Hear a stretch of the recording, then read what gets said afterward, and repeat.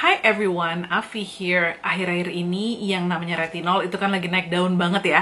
Banyak banget brand yang ngeluarin produk retinol dan juga makin banyak orang-orang yang tertarik untuk menggunakan retinol sebagai bagian dari skincare rutin mereka. Nah, karena makin banyak juga yang nanya ke saya tentang do's and don'ts seputar penggunaan retinol, akhirnya saya memutuskan untuk bikin video ini. Jadi video ini benar-benar untuk yang pemula banget, yang masih baru berniat untuk pakai retinol atau baru mikir-mikir dan pengen tahu apa aja sih yang harus diperhatikan seputar penggunaan retinol. Nah, kalau kalian termasuk di dalamnya, tonton terus ya video ini.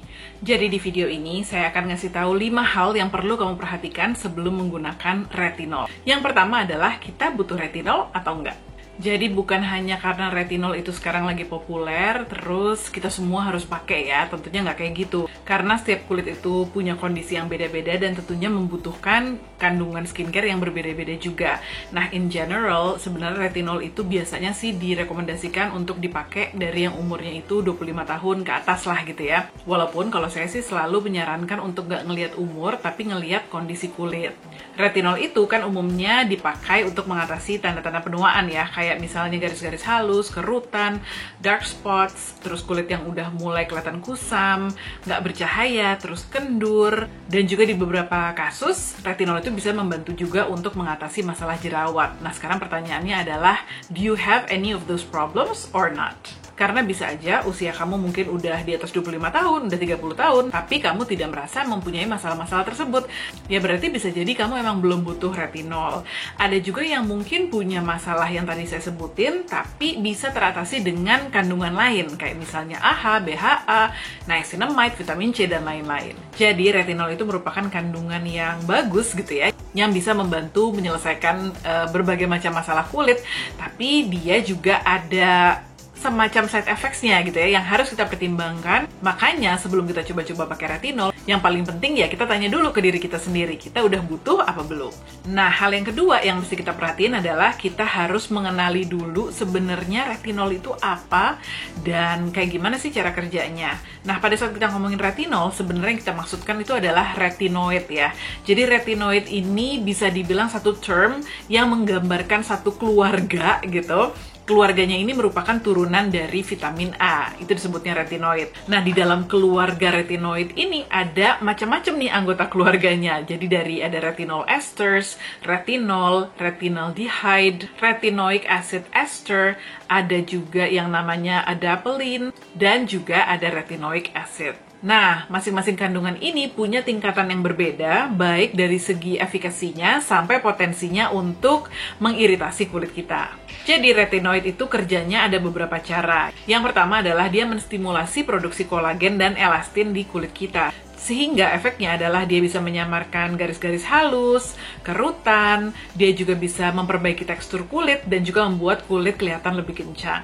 Terus retinoid itu juga bisa membantu mempercepat pergantian sel kulit, sehingga dia bisa membantu mencegah pori-pori kita tersumbat, sehingga menyebabkan jerawat. Dia bisa mengatasi masalah jerawat juga, jadi membuat pori-pori kita itu lebih cepat bersihnya gitu ya. Jadi sumbatan-sumbatan itu lebih cepat keluar. Dia bisa mengurangi hiperpigmentasi juga. Makanya retinoid itu juga sering disarankan untuk yang mempunyai masalah dengan jerawat. Terus retinoid ini juga bisa mengurangi produksi sebum di kulit kita. Dia juga bisa mencegah munculnya hiperpigmentasi dan dia berfungsi juga sebagai antioksidan ya. Jadi dia juga bisa mengurangi inflamasi di kulit. Nah, tapi dari retinoid yang tadi saya sebutin, yang bioavailable atau dia itu bisa langsung bekerja dengan optimal di kulit kita, itu sebenarnya hanya retinoic acid gitu ya. Jadi ini tuh adalah bosnya lah gitu. Jadi yang paling kenceng, paling efektif, paling cepat kerjanya.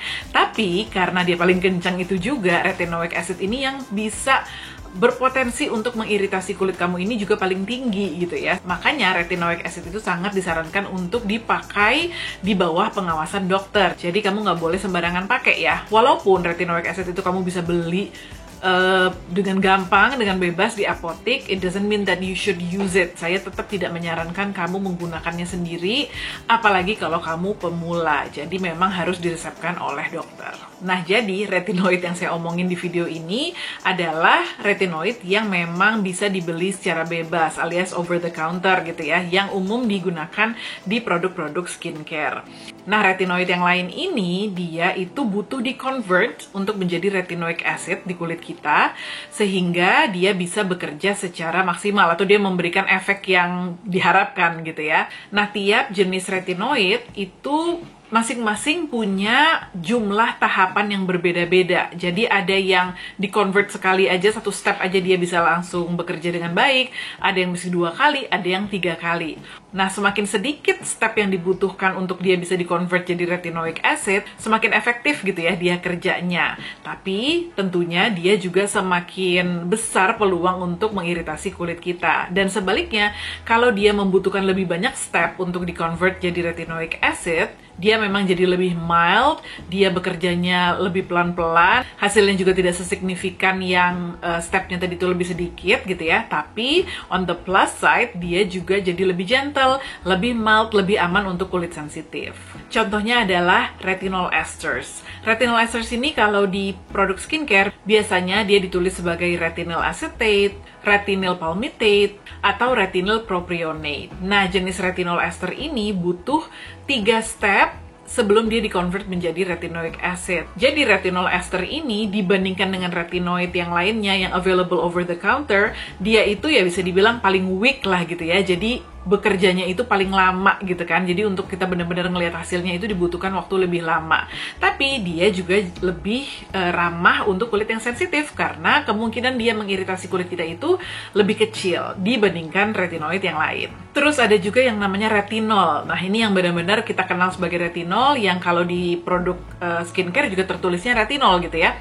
Retinol ini dia membutuhkan 2 step gitu ya sebelum dia di-convert menjadi retinoic acid sehingga ya masih tergolong mild juga lah gitu. Di atasnya retinol lagi yang lebih kenceng gitu ya daripada retinol itu ada yang namanya retinaldehyde atau nama lainnya retinal atau retinaldehyde. Retinaldehyde ini bisa dibilang adalah kandungan yang paling efektif ya dibandingkan dengan retinoid lain yang bisa dijual bebas atau bisa dibeli bebas over the counter. Claudia atau Fun Skincare di Instagram itu udah pernah bikin postingan tentang vitamin A atau retinoid ini yang menurut saya lengkap banget dan helpful banget. Jadi saya benar-benar suggest kalian untuk cek Instagram postnya dia untuk lebih mengerti tentang conversion steps dari jenis-jenis retinoid yang berbeda ini. Kenapa ini penting untuk kalian ketahui? Supaya kalian juga tahu gimana cara milih retinoid yang paling tepat untuk kebutuhan kulit kalian. Mungkin kalian akan mikir, ya udah kenapa repot-repot, cari aja yang paling efektif dan yang paling sedikit stepnya gitu ya. Tapi kan tidak sesimpel itu karena kita dalam memilih produk skincare itu juga harus mikirin kayak plus minusnya. Oke, memang di sisi lain jenis retinoid itu mungkin memang lebih efektif, lebih cepat memberikan hasil, tapi on the other hand, dia juga bisa berpotensi untuk mengiritasi kulit dan belum tentu kulit kita itu tahan gitu ya, karena memang ada beberapa jenis retinoid itu yang lumayan gak nyaman sih gitu ketika kita mengalami iritasinya. Jadi untuk some people, terutama yang mungkin kulitnya sangat-sangat sensitif, dia akan lebih baik gitu ya menggunakan retinoid kayak misalnya retinol ester gitu yang memang butuh waktu lebih lama, lebih mild kerjanya, tapi juga lebih gentle, lebih aman lah untuk kulitnya gitu. Jadi the strongest is not always the best for your skin. Makanya seperti saya bilang tadi, kenali banget kulit kamu, kenali banget jenis-jenis retinoidnya, sehingga pada saat kamu ngelihat satu produk retinol, kamu bisa lihat juga di ingredientsnya sebenarnya jenis retinoid apa sih di dalam situ, dan kamu bisa mengira-ngira kira-kira ini produk yang kekuatannya itu cocok untuk kulit kamu atau enggak.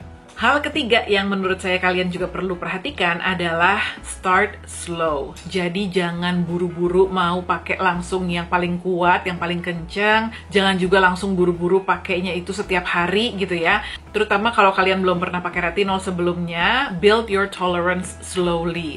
Jadi kalau emang sama sekali belum pernah pakai, coba deh dari yang versi paling mildnya dulu gitu kan. Terus juga jangan langsung dipakai setiap hari. Walaupun sebenarnya in general emang aman-aman aja dipakai setiap hari gitu ya. Tapi kamu coba dulu 2 kali seminggu, 3 kali seminggu sambil ngeliat reaksi ke kulit kamu gimana.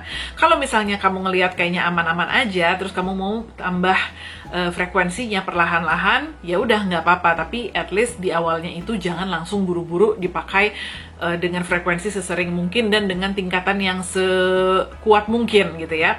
Terus kan retinol itu biasanya ada di dalam berbagai jenis produk ya. Ada serum, ada krim, ada toner juga gitu ya. Nah itu juga jangan langsung dipakai semua, jadi satu-satu dulu. Boleh-boleh aja sih di layer kalau kulit kamu kuat gitu ya, tapi jangan langsung di awal tuh semuanya dipakai. Mungkin dari tonernya dulu, atau mungkin krimnya dulu. Baru setelah beberapa minggu pakai, kamu ngelihat kulit kamu aman-aman aja. Kalau kamu mau tambah ya ditambah. Intinya adalah start slow, pelan-pelan, respect your skin, and pay really close attention to your skin and how it reacts to the products. Hal berikutnya yang harus kamu perhatiin adalah jangan buru-buru mau digabung dengan berbagai macam strong actives lainnya. Kalau kamu udah nonton video saya sama Dr. Ricky Maharis, mungkin kamu udah lihat ya bahwa sebenarnya secara teori sih tidak ada larangan untuk menggabungkan retinol dengan actives lain. Misalnya retinol dengan vitamin C, retinol dengan AHA atau BHA.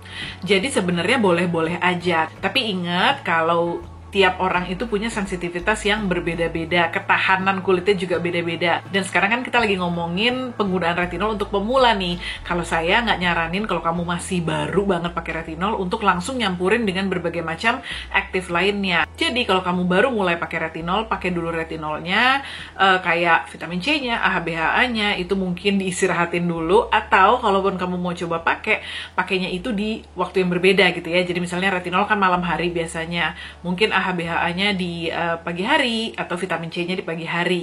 Jadi pelan-pelan kamu bikin kulit kamu terbiasa dulu dengan retinolnya, baru pelan-pelan juga kamu tambahkan aktif lain. Karena seperti saya bilang tadi ya, retinol itu memang in general punya sedikit kayak efek apa ya, agak bikin iritasi gitu di awal-awalnya terutama gitu, dan jangan sampai itu diperparah dengan kamu menggabungkan penggunaannya dengan aktif lain kayak AHA, BHA atau vitamin C. Nah yang terakhir yang kamu mungkin harus perhatiin pada saat kamu menggunakan retinol untuk pertama kalinya adalah really pay attention to your skin. Jadi benar-benar perhatikan kulit kamu dan perubahan-perubahannya atau reaksi-reaksinya terhadap produk retinol yang baru kamu gunakan. Jadi sebenarnya wajar banget kok kalau retinol itu menyebabkan atau membuat sedikit efek negatif di kulit gitu ya di awal-awal penggunaan. Kayak misalnya kulitnya itu kerasa stinging atau agak perih, terus kemerahan ya, muncul kayak merah-merah gitu. Terus kulit juga biasanya kerasa lebih kering. Terus bahkan ada juga di beberapa kulit itu ngelupas. Ini tuh bukan sesuatu yang pasti ya. Jadi bukan berarti kalau kamu pakai retinol itu pasti kamu akan mengalami reaksi-reaksi yang tadi saya sebutin. Enggak kok. Karena di beberapa orang ada yang fine-fine aja gitu ya. Paling kerasa lebih kering dikit gitu.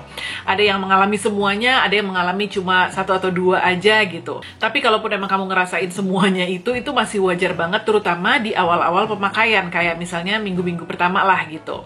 Terus ada satu lagi efeknya retinol yang disebut purging itu ya, yang mungkin kamu kenalnya dengan purging. Apa sih sebenarnya purging itu? Jadi purging itu tuh adalah karena si retinol ini salah satu cara kerjanya adalah mempercepat pergantian sel kulit. Jadi dia itu kayak mendorong jerawat-jerawat yang ada di bawah permukaan kulit keluar. Jadi seolah-olah si jerawat itu tiba-tiba kayak parah banget gitu keluar semua gitu. Padahal itu sebenarnya salah satu efek dari si pergantian sel kulit yang dipercepat tadi itu gitu. Nah ini juga masih merupakan efek yang wajar, tapi biasanya sih terjadinya itu sekitar paling lama gitu ya, 1 kali cycle pergantian kulit kita gitu, atau sekitar 28 hari lah gitu. Nah harusnya menuju ke 28 hari itu sih makin lama makin membaik ya kulit kamu gitu ya. Jadi harusnya kamu akan notice perubahan-perubahan yang ke arah positif. Kulit kamu teksturnya lebih baik, lebih cerah. Kalau yang ada hiperpigmentasi juga biasanya itu lebih memudar, jerawat juga berkurang gitu ya. Intinya kulit kamu ya kelihatan lebih baik. Kalau setelah 28 hari kulit kamu tidak membaik dan bahkan lebih parah gitu ya kondisinya gitu ya, atau sama aja, ya ada kemungkinan kamu tidak cocok dengan produknya. Bukan berarti kamu nggak cocok sama retinol period gitu ya, tapi bisa jadi produknya lah ya. Karena setiap produk skincare yang ada retinolnya itu kan diformulasikan juga beda-beda gitu. Jadi untuk tahu cocok atau nggak cocoknya, ini lagi purging atau bukan, itu benar-benar kamu sendiri sih. Makanya tadi yang saya bilang, kamu harus kenal banget sama kulit kamu sendiri dan benar-benar perhatiin banget pada saat awal-awal kamu menggunakan retinoid, sehingga kamu tahu nih mana reaksi yang emang masih wajar dan mana yang oh nih kayaknya nggak cocok gitu. By the way, walaupun pakai retinol ini kadang-kadang ada efeknya seperti itu, kamu juga jangan takut ya. Kalau kamu ngerasa, wah kayaknya kulit gue udah butuh nih retinol, jangan terus kamu jadi nggak berani gitu nyobain hanya karena memang dia ada sedikit reaksi negatif di awal gitu. Dan reaksi-reaksi tersebut juga sebenarnya bisa diatasi kok. Kayak misalnya kalau retinol itu menyebabkan kulit kamu jadi kerasa lebih kering, lebih sensitif, itu kamu bisa atasi dengan menggunakan produk-produk lainnya yang melembabkan, yang soothing gitu ya. Kalau saya seneng banget pakai kayak essence yang watery, yang hydrating banget. Terus saya juga seneng pakai oil atau night cream yang lebih rich gitu ya. Jadi untuk kayak meng-offset side effect dari retinol tersebut.